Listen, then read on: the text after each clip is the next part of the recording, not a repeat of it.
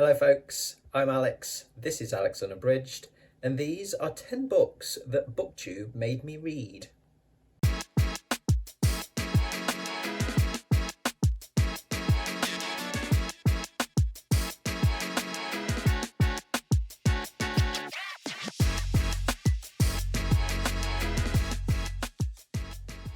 So welcome back to the channel if that is the case. Yes, I've been inspired to do this by thinking back over my reading history, which I've been doing a bit recently. I've been in a slump, as a lot of you will know, and so I've been kind of looking back a bit, rather than sort of focusing on what I can't read at the moment. And I've been thinking quite a bit about how BookTube, watching BookTube, being on BookTube, has changed what I read in the last few years. I've been on BookTube for a couple of years nearly, and I've been watching for 3+ years. And yeah, a lot's changed in that time. So that's one reason for making this video.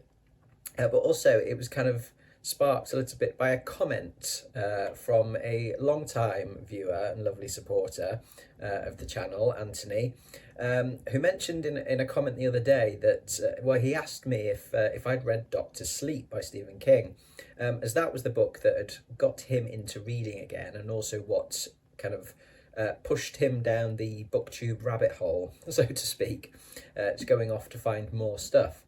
And funnily enough, Dr. Sleep was also in a handful of books, all King books, that kind of instigated my own descent into the BookTube rabbit hole, having got back into reading in 2020.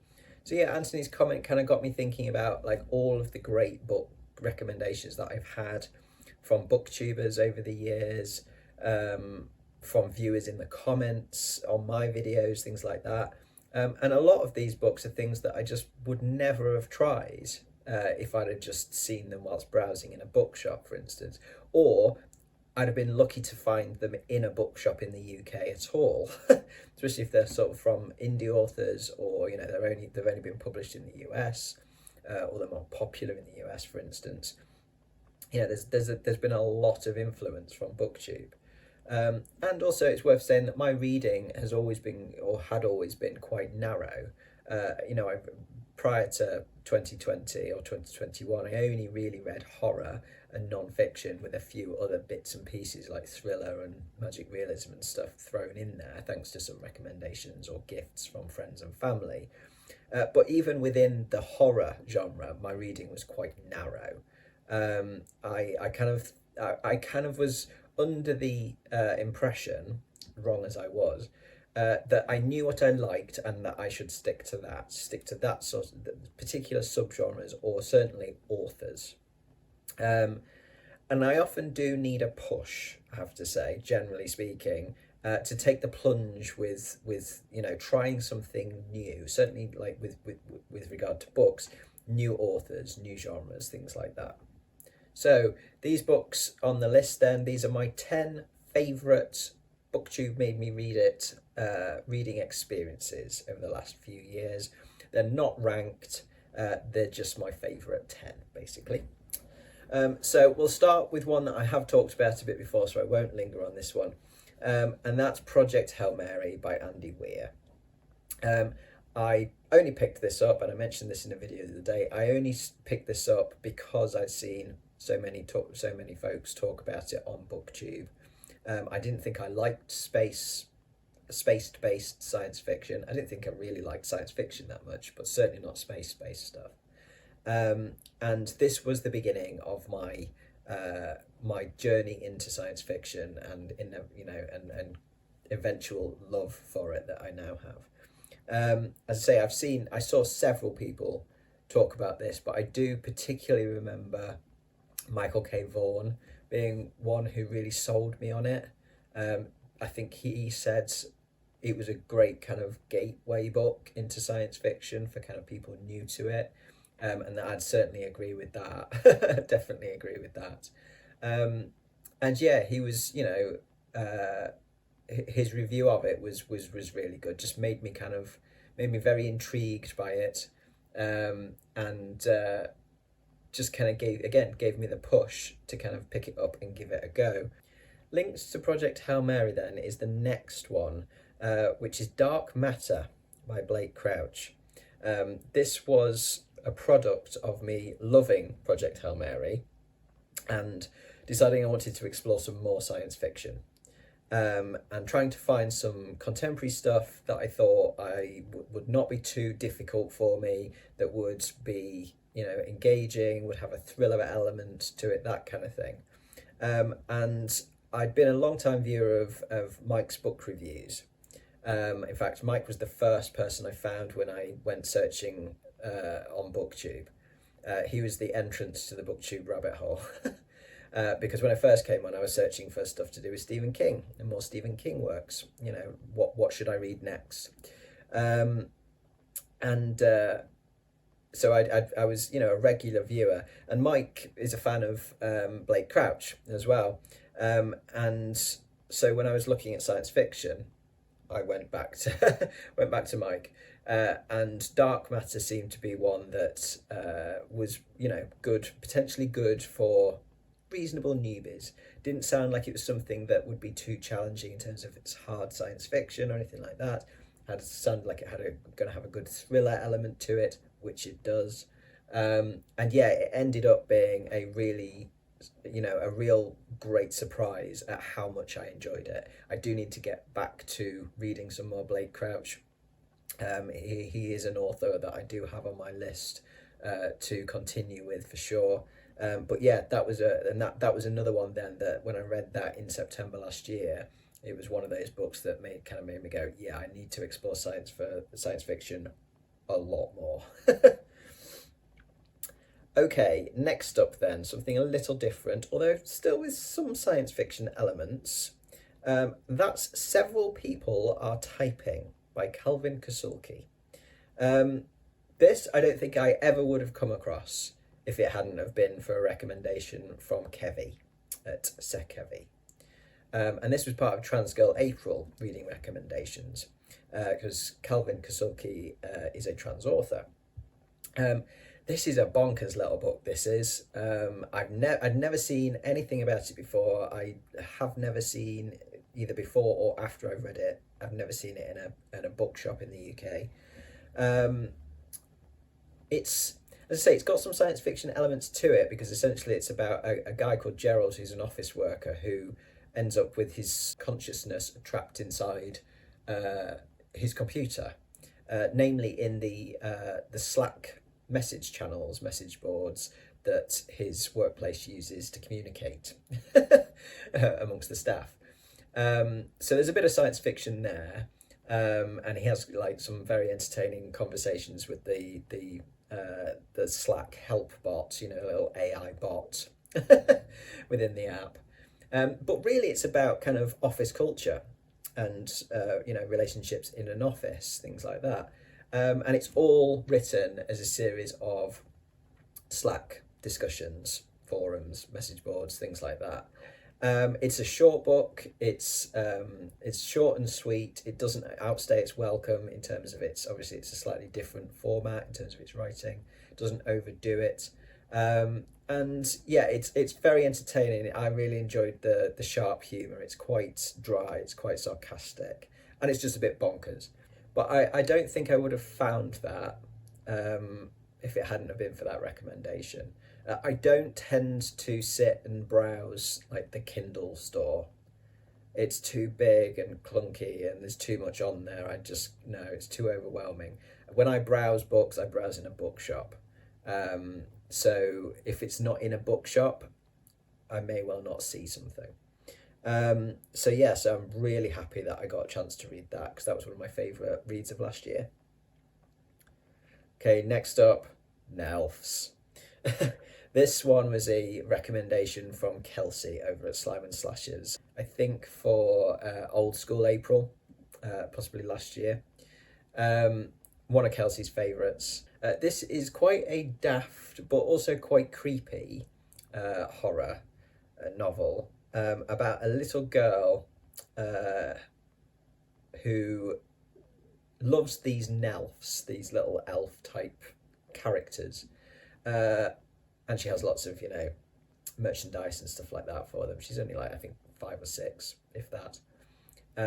And she, the Nelfs appear to her, they come to her, and they're really mean.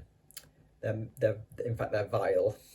They say really, really like horrible things about her mum, and they are quite terrifying.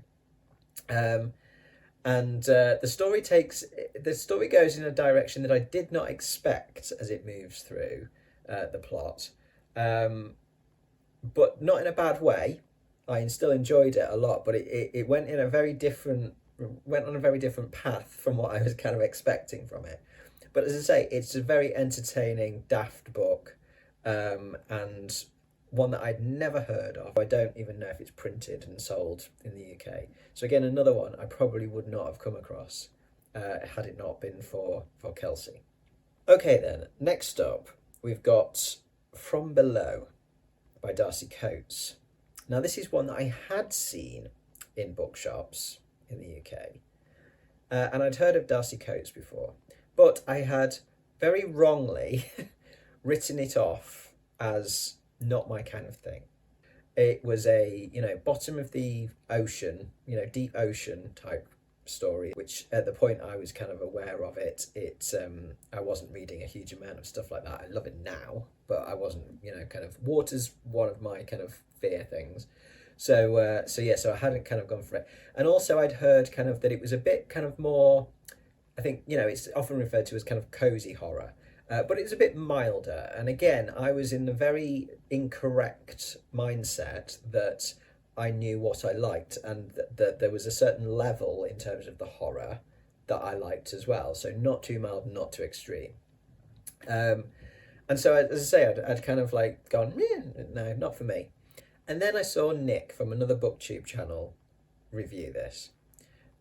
His review was extremely entertaining. He has a similar approach to Deep Ocean that I do in terms of it's flipping terrifying. And I just thought, do you know what? This actually sounds like it could be the right level of scare factor for me. And as I say, he just seemed to have had so much fun with it, so much enjoyment out of it, that I thought, I've got to give this a go. There's no harm in trying it. I'll give it a go. And it was highly entertaining. It's very claustrophobic in places. It's very atmospheric. The kind of ghost story in it is pretty creepy. There's a lot of kind of creepy sections to it, but done in a manageable way for me. It's not too much, and I really liked kind of the ease of Darcy Coates' writing. It's very easy to read. It's got a really good flow to it. And subsequently, a lot of her other stuff has gone on my wish list, and I own a couple of her other books as well, waiting to be read. Because I totally just misjudged that on my own, seeing stuff and thinking, no, probably not my kind of thing. And so thanks to Nick again for that recommendation, because that was a highly, highly entertaining read. And related to that one, we've got Into the Drowning Deep by Mira Grant. This came as a recommendation in the comments from a video where I was talking about enjoying From Below so much. I had a comment from one of my viewers, Christine, and I also have had recommendations for that one from Lecton over at Reading from the Depths, and Michelle from Michelle's Melancholia. And this one is, similarly sort of deep sea stuff, but this one is killer mermaids. Essentially, it's about a research expedition, a load of scientists on a cruise ship going out to try and find evidence of mermaids, and also to try and find out what happened to an ill-fated voyage from years earlier, where this ship, the Artigatis, I think it was called, was attacked by something and never returned, was never found. So they're kind of on a dual mission, if you like. And it's silly, it's a bit bonkers, this one, but it's got some really good kind of inclusive characters in it, diverse characters in it. It's got a great sense of humour. It's got some good tension, again, some more good claustrophobia to it, some good snark, things like that. Yeah, again, a really good recommendation, and it's not one that I would have. It's not one I'd heard of. I'd never come across it before. And then, funnily enough, actually, once it had been recommended to me, I searched for it, and it was in my library. So I picked it up quite quickly after that and read it. So yeah, that was a really good one, really good surprise one. Okay, staying with the horror side of things, but going towards the extreme. In fact, into the extreme, and that's Psychic Teenage Bloodbath. I had always avoided extreme horror. As I say, I kind of had my range, which was narrow, which was, I kind of figured I knew what I liked. And as much as I kind of didn't really go for sort of the milder horror, I definitely did not go for the extreme. I was always way too worried that it'd be too much for me, that it'd be too disturbing, too scary, or just too depraved, just too gross. Not even gross in terms of goriness, but just too, that it had crossed a line. That it, extreme horror would always cross a line for me that I didn't find entertaining to read, or that didn't necessarily give me the sort of experience I was looking for, shall we say. It would give me an experience that I didn't necessarily want. And then I saw Ollie from Criminally talk about this on his channel. And one of the things he said about this was that it was, it's not just shock tactics. It's not just how gross can we be. There was more to it than that. There's actually a really sweet, really lovely relationship in it between two teenage girls. Yes, there is a lot of gore. There is a lot of very over-the-top violence and really gross things happening to people. But it didn't ever cross that line for me. Yeah, it didn't kind of overstay its welcome, nor did it cross a line for me. It was done well, and it was entertaining. It was very trashy and it was very entertaining. And so it kind of just introduced me to that fact that actually not all extreme horror is going to be too much for me, that there is stuff that can be a good fun read, as much as there is also stuff that then can be disturbing but can be done well and is the sort of disturbing that I can handle.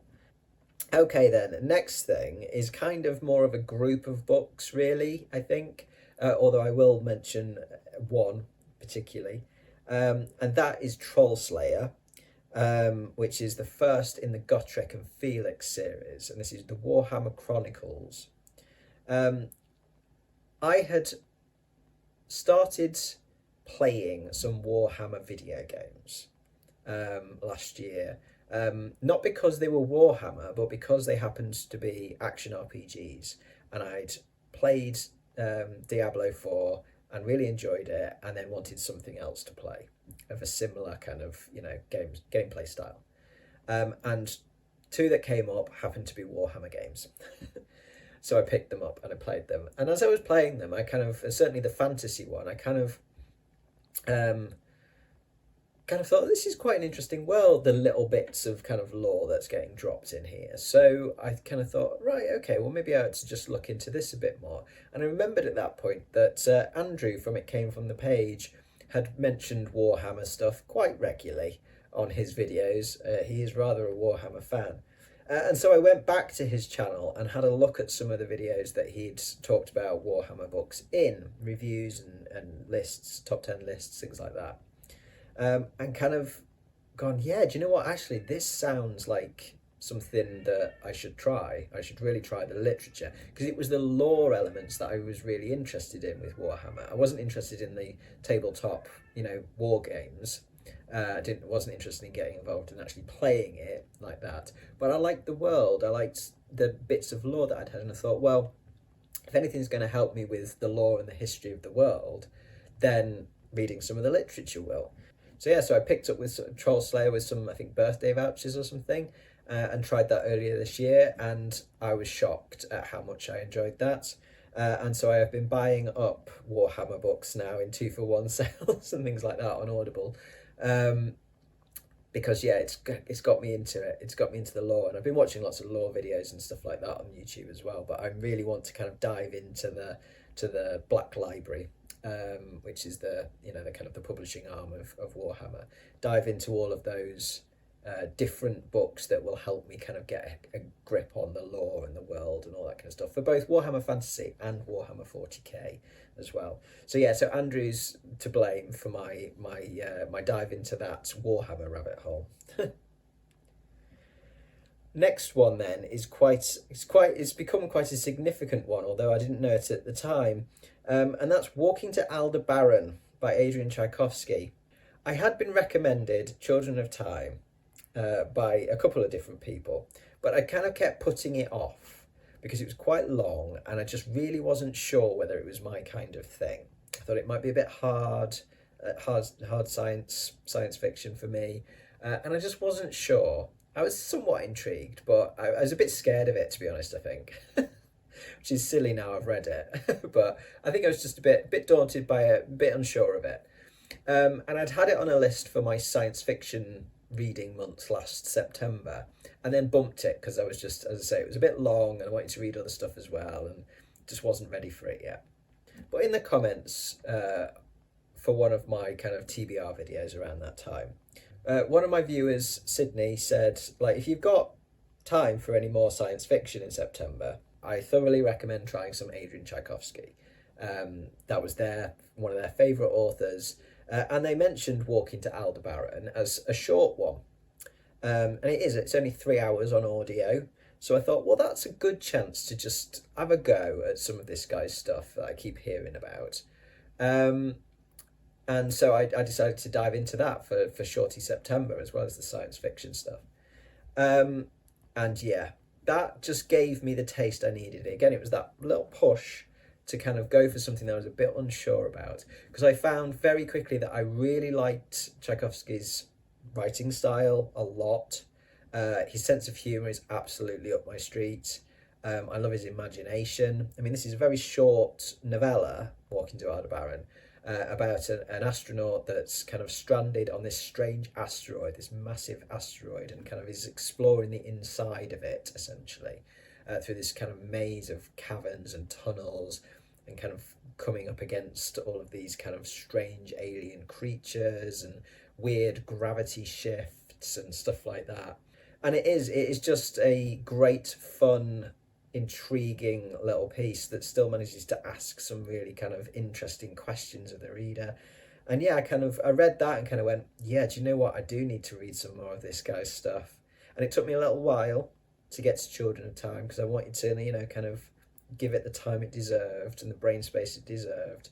But now I would say that Tchaikovsky is quickly becoming one of my favourite authors. I'm just partway through Cage of Souls at the moment, and I'm thoroughly enjoying that, as well as having absolutely loved the Children of Time trilogy, my new favourite trilogy.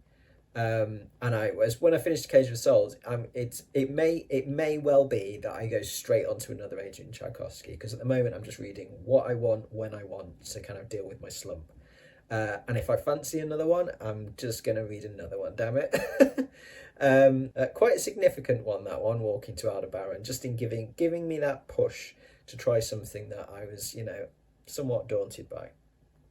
Okay, then, the final one on this list is The Meg by Steve Alton. This is probably the biggest surprise out of all of them to me, that I could actually enjoy this, certainly as much as I did.